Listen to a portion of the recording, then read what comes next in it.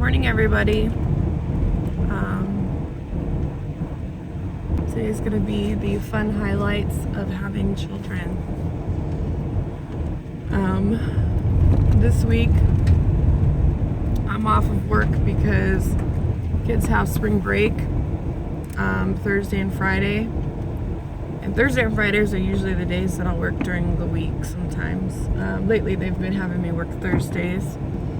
Other than that, it's just the weekend. And so today is Tuesday. It is like 8:20 in the morning. Kids left at 7:10 this morning on the bus. And I get a phone call at 8:07, so 7 minutes after school starts, that our oldest one threw up. And he's not feeling too hot. And I'm just like, this is the fun part about having multiple children. They get each other sick. Either one's sick, the other one's not. And then the other ones want to do something. It's just like a back and forth thing. Like this, the kids have been in this school since October. And I'm trying to think how many times. This is the first time I've ever had to go pick up the oldest. I've had to go pick up the youngest twice. And the middle one, oh God, I think I've picked her up like 4 times. And that's all in a matter of from October to now. And it is March. My hair's a hot mess. I literally just got up and left. So that's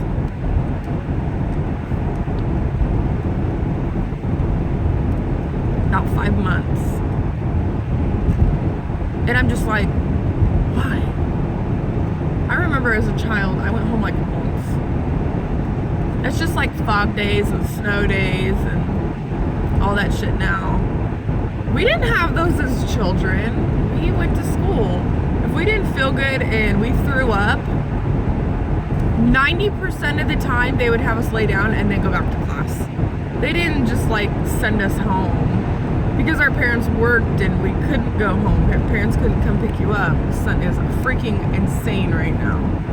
But I'm just like, I don't get it. I mean, I don't want him at school if he's miserable, but I'm just like, it is so frustrating because you can never get anything done when you have a sick kid home. Because say during the day you've got errands to run and all this stuff, you feel bad taking them running around with you. So then you put it off and maybe you needed it today. So you don't have a choice, but oh, it's so frustrating. Children! I'm used to, before I met my boyfriend, I would work early in the morning, and then my mom would work all day, like in the afternoon. So like, I would get off work at 2 and she'd go to work at 3. Or 2 or whatever. So we'd just be passing and then I'd pick him up from school. So if he had to go home, she'd pick him up and keep him during the day, and then we'd swap him off before she went to work. Oh, excuse me. And then for a while there, she worked during the day and the morning, and I worked third shift. Some places don't know what third, second, first shift is, but third shift is 10, 11 o'clock at night till about 6, 7 o'clock in the morning. And then second is anywhere between 5, 6 a.m. till 1 or 2. And then, or that was first shift, I'm sorry. I think I just said first, I don't know. I'm halfway. And then second shift is usually about 2, sometimes it's noon, till 10 or 11 when third shift comes in. Then there's some places that only do first and thirds, and that is like 6 or 7 a.m. till 6 or 7 p.m. And then third shift is 6, 7 p.m. till 6, 7 in the morning. And those shifts are fucking insane. I've done those. You feel like if you work nights, you feel like you never see your children, you never do anything. It's great if you're single, don't have kids. And then if you work days, you feel like you just wasted your whole day. Not really wasted, but you feel like you had no day. Because you literally go home, put your kids to sleep, you're up for a few hours, and then you go right back to bed. It feels like a revolving cycle.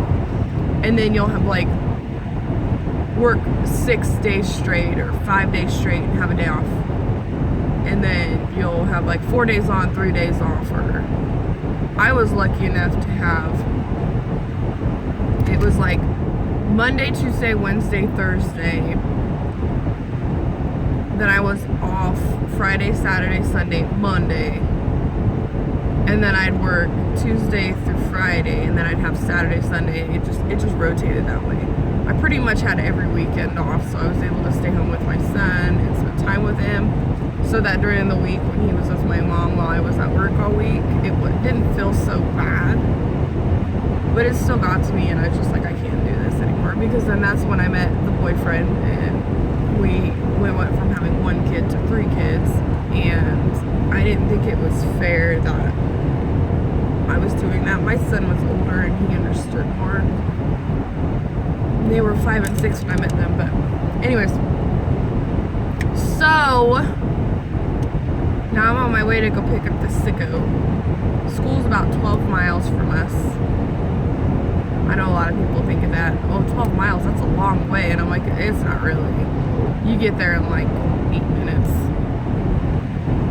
That's the fun part about living out in the country or in the middle of nowhere, in the small towns. There's a lot of bumps on this road. But that's the fun part about it is you travel the distance, but in the process you get to see all the scenery, and I don't know, I enjoy it. I think it's gorgeous. Sun's not as rough right now.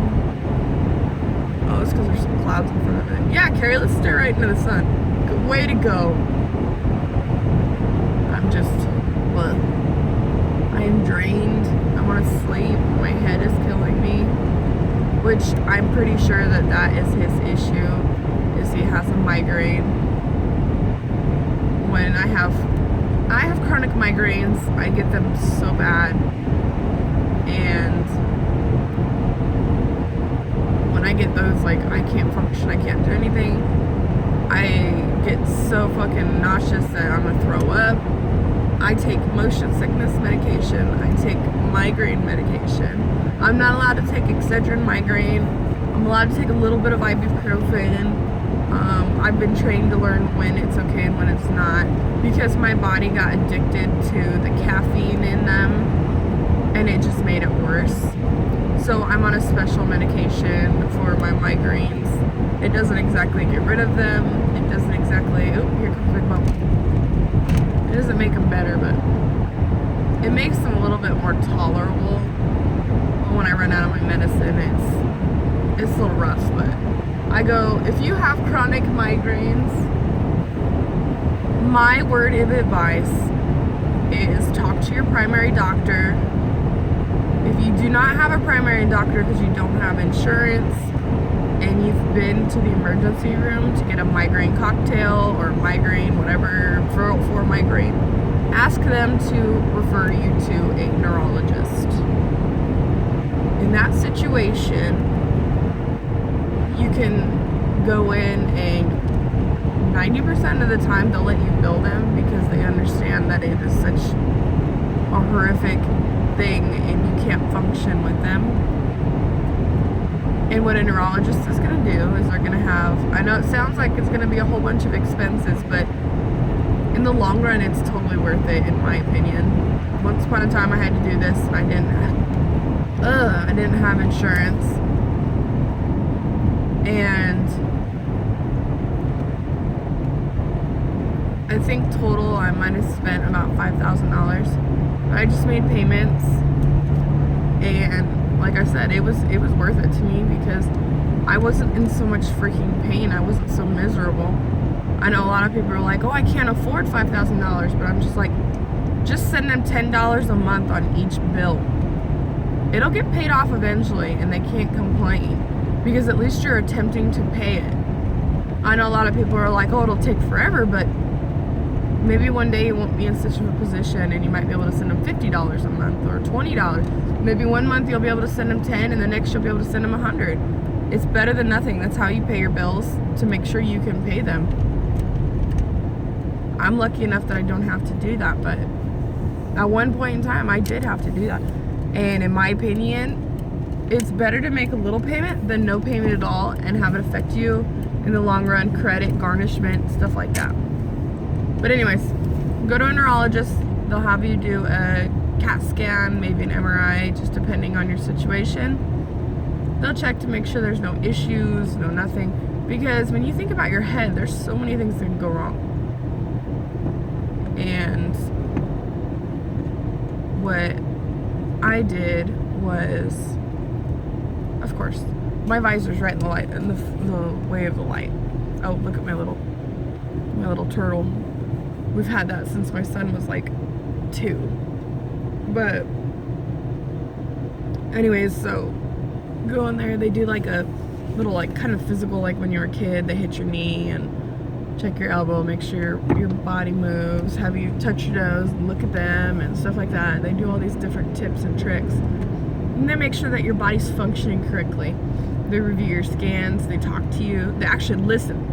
If you've got, most neurologists are very understanding, patient, because that's the job. You have to be able to try different things and adventure different ways, because otherwise you're never going to help them. So in that situation, my neurologist is freaking amazing. He is so patient, he's so sweet. I haven't figured out what his nationality is. I know he's not from America. He might be, but his accent and everything tells me he's not. But he is very sweet, caring old man. And I was actually referred to him, and then I had a friend of mine who her mom goes there. Yeah, her freaking like 80-year-old mother goes there. And I'm just like, I don't know anybody my age that goes to a neurologist. This is just awkward and weird. And I'm 27, I've been going to a neurologist since I was like 22. But anyways, I go to him. I for a while had to go to see him every 3 months. Now I see him once a month or once a year. And it's just a go in there, and if I tell him I'm having a hard time, it's coming back, it's really bad, he goes, okay, we're gonna go back to 3 months, then we're gonna go to 6 months, and then we'll go to a year. And I've graduated to a year, and I've been seeing him for a few years now, and he is freaking amazing. That's all I gotta say. He's a really, really nice guy. He doesn't treat you like you're a freaking drug addict and like you're just in there to, you know, get some drugs. I mean, obviously you're in there to get something to help, but he's not gonna just sit there and be like, okay, here's a bunch of narcotics, go on your merry way, because that doesn't solve your problem. So, and a lot of people think that, you know, hey, if I pop a few pills, that'll get rid of my headache, but in reality, it doesn't. It just prolongs the agony. So, well, I am now at my son's school. Mind you, they all go to the same school. It's a K through 12th grade school, so I'm going here for a really long time. Not by choice. So, I'm gonna find a parking spot. Go up in here and catch my child. Oh, it doesn't even look like school started. Maybe that's preschool drop-off. Damn children. Alright, it's been fun. Damn children interrupting my beauty sleep. Just kidding. Have fun, and you lovelies have a wonderful day, and hopefully I'll have a book haul here pretty quick. I haven't ordered anything. I've been kind of slacking off because of everything going on at home, so that being said, enjoy yourselves, have a wonderful day. I'll talk to you guys later. Bye.